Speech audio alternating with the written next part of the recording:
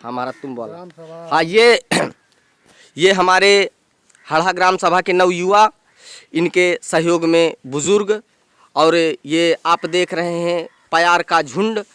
और इधर हमारे हड़हा ग्राम सभा पोस्ट थाना बदौसा, तहसील अतर्रा, जिला बांदा, उत्तर प्रदेश का एक ये छोटा सा गांव है। लगभग 1800 आबादी वाले इस ग्राम में, आबादी वाले नहीं, वोटर वाले, 1800 जनसंख्या वाले इस ग्राम में आज तक गौशाला नहीं थी। आप जैसे कि देख रहे हैं कि ये कोई बना हुआ सरकारी गौशाला केंद्र नहीं है। ये एक सिर्फ गांव के लोगों के सहयोग से बनाया हुआ ये एक गौशाला है। और यहाँ पर गांव के जो बड़े बूढ़े बुजुर्ग, नवयुवा, पढ़ने वाले सभी लोग मिलकर के इस गौशाला का सहयोग दे रहे हैं। और ये एक वीडियो बनाने का सिर्फ जनता के बीच में संदेश जाए। आज ये देखने को मिल रहा है कि गऊ की इतनी बुरी दशा हो गई है कि चारों तरफ छेंक दिए गए हैं। अन्ना प्रथा चालू है, अन्ना प्रथा कम हो, इसके लिए गांव वालों ने मिल करके एक गौशाला बनाई है, जिसमें सभी गांव के लोग मिल करके सहयोग देते हैं। कोई गोबर उठाता है, कोई घास देता है, कोई कुछ देता है। सभी किसानी से जुड़े हुए लोग इस गौशाला का सहयोग कर रहे हैं। सरकारी और व्यापारी लाइन से इस गौशाला को कोई मदद नहीं मिल रही है। जैसे आप देख रहे हैं, ये हमारे हड़हा ग्राम सभा के धर्मेंद्र उपाध्याय जी हैं, जो ये गोबर उठा रहे हैं।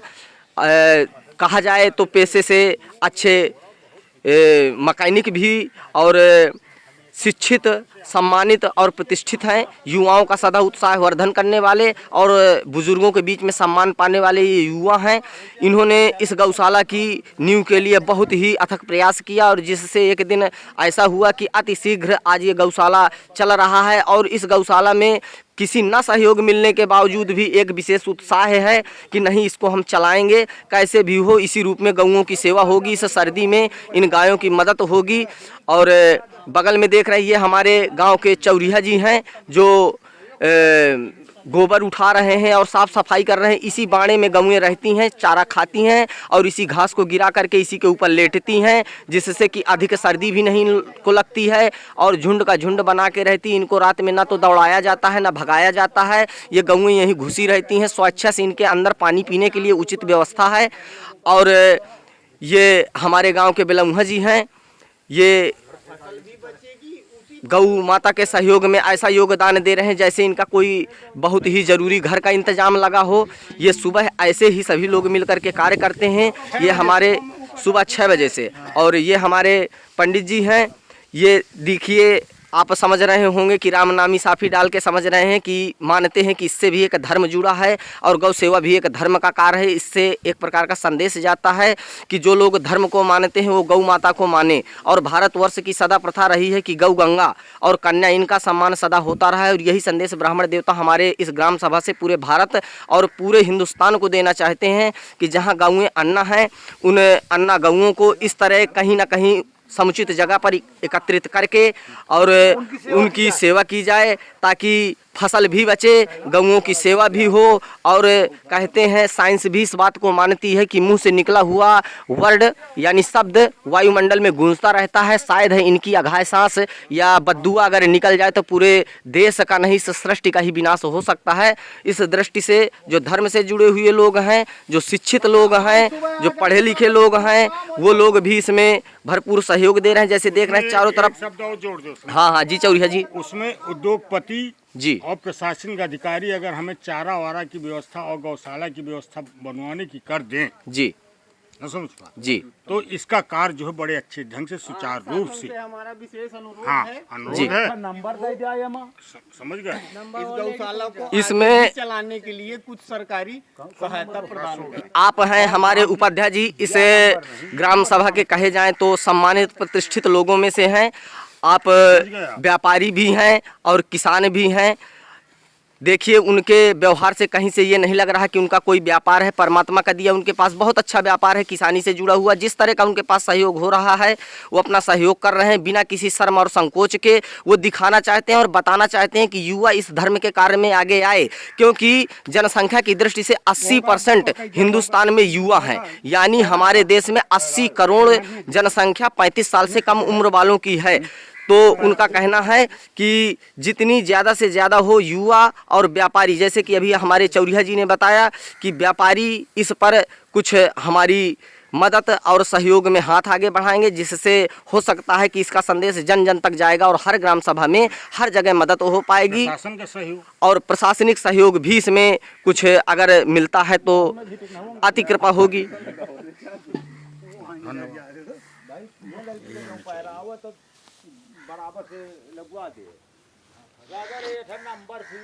हाँ हाँ हाँ, वीडियो में नंबर आ जाएगी। ये गौएं हैं हमारे, ये सारी गौएं डरी सहमी हुई चारों तरफ भाग रही हैं। नहीं ठीक है। और इन्हीं गौओं के बीच में जो जी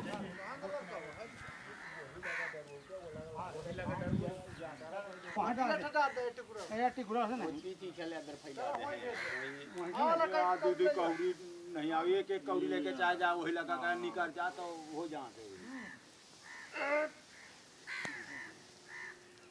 ये गीली घास गोबर से लदी हुई जो लेके जा रहे हैं, ये हमारे गांव के बुजुर्ग हैं जो कभी अपने घर का भी कार्य करने में हाँ नहीं गुस्सा हो जाते हैं। अगर चाय का कप उठाने को कह दिया जाए तो नाराज़ हो जाते हैं घरों में कि यहाँ हम नहीं साफ़ करेंगे। लेकिन गौ सेवा में इतनी अच्छी तल्लीनता दिखा रहे हैं कि लगता है कि जैसे पुराने बुजुर्ग कहते थे कि गौ कन्या की इज्जत करने में कभी भी शर्म नहीं करना चाहिए। तो वही देखने को मिल रहा है। हमारे देखिए महाराज जी हैं, वेद पाठी पंडित हैं, फिर वो भी गौ सेवा में पूरी तल्लीनता के साथ अपना सहयोग दे रहे हैं। जैसे ये आप देख रहे हैं, इस गौ माता के पीछे मांस का टुकड़ा लटका हुआ दिखाई दे रहा है। ये उनको बहुत पीड़ा दे रहा है, बहुत कष्ट पहुंचा रहा है। सिर्फ किसी प्रकार की नहीं, प्रशासन से इसी प्रकार की मदद चाहिए कि ये आप देख रहे हैं मांस का टुकड़ा जो गाय को अत्यधिक परेशान कर रहा है। इस गाय को पेशाब करने में, लैट्रिन करने में सभी तरह की समस्याएं हो रही हैं। इस तरह की समस्या आपसे हाथ जोड़ के विनम्र प्रार्थना है कि इस मदद के रूप में ये मांस के टुकड़े से ही पेशाब निकल रही है। और प्रशासन से एक प्रार्थना है कि इस ओर भी थोड़ी ध्यान दें कि गौओं की देखिए सर्दी की खाई हुई बछिया किस तरह रोंगटे फाड़े हुए खड़ी है। धन्य है इस गांव का जनमानस की जो इतनी दया करके और इस मदद के रूप में सब लोग सहयोग दे रहे हैं। आपसे हाथ जोड़ के प्रार्थना है, जहां तक मेरा ये वीडियो जाए सब लोग इस वीडियो को शेयर करें, पहुंचाएं और इस गौ माता के कष्ट को जल्द से जल्द दोहराएं और इस गौ माता के कष्ट को बार बार सबको बताएं कि माँ को ये कष्ट है और इस कष्ट के लिए प्रशासन थोड़ी अपनी दया दिखाए।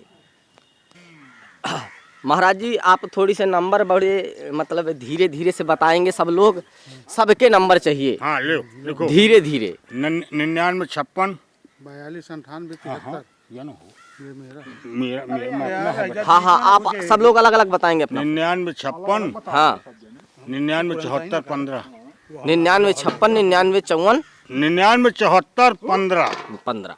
आपका नंबर 99 56 42 98 73। आप भी इसी ग्राम हड़हा के ही हैं? हड़ा के है, नावल पांडे नाम है हमारा। बहुत अच्छी बात। महाराज जी ये हमारे सबसे युवा, अभी इनका नंबर लेते हैं। 87 26 67 17 70। इन्होंने अपना नंबर बताया है, हम इसका रीजन भी बताएंगे कि नंबर क्यों बताया गया है।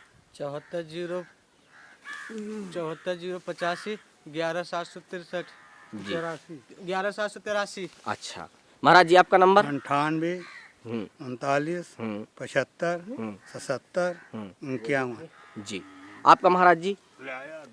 84 जी। 23 14 जी। 87 18। आप हड़ा के ही हैं? जी आपका महाराज जी नंबर? 860 जी 8 हाँ। 60 हाँ 860 14 38 830।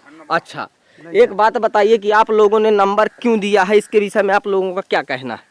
भाई मान लीजिए कोई उद्योगपति जो है, जी कोई प्रशासनिक अधिकारी जो हमें कॉल करता है, जी तो हम तुरंत सहयोग के लिए जी तो उनसे जो है हमारा आदान प्रदान बातों का होगा। जी और बहुत क्या यहाँ बहुत अच्छी बात है। मतलब उनका मेन कहने का कारण है कि जैसे आप यहाँ एक गौ माता की दशा देख रहे हैं कि अतिशीघ्र उसको डॉक्टर की आवश्यकता है, हर क्षण उसको कितना कष्ट झेलना पड़ता होगा, तो उसके लिए एक समुचित यहाँ पर एक ऐसा सरकारी नंबर उपलब्ध होना चाहिए जो गौओं की सेवा के लिए या आर्थिक स्थिति में किसी प्रकार की बीमारी आती है, उस समस्या में दवा के लिए जो मुफ्त सुविधाएं सरकार चला रही है इन गौओं के लिए उपलब्ध हो, और इनके खाने पीने से संबंधित समस्याएं और इनके बैठने की उचित समस्या, जो जिस प्रकार का भी सहयोग कर सके, इस वीडियो को जितना आगे आप बढ़ा सकें बढ़ाएं, जहां तक पहुंचा सके पहुंचाएं। मैं तो आपसे प्रार्थना करता हूं कि इस वीडियो को मोदी जी तक पहुंचाएं, ताकि ये हम लोगों ने अपने लिए नहीं मांगा, ना हमने अपने लिए कॉलोनी मांग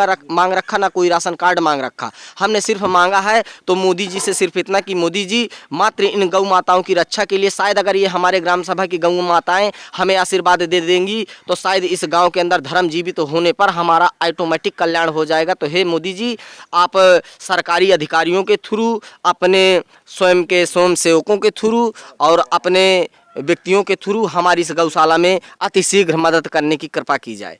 धन्यवाद। जय गौ माता।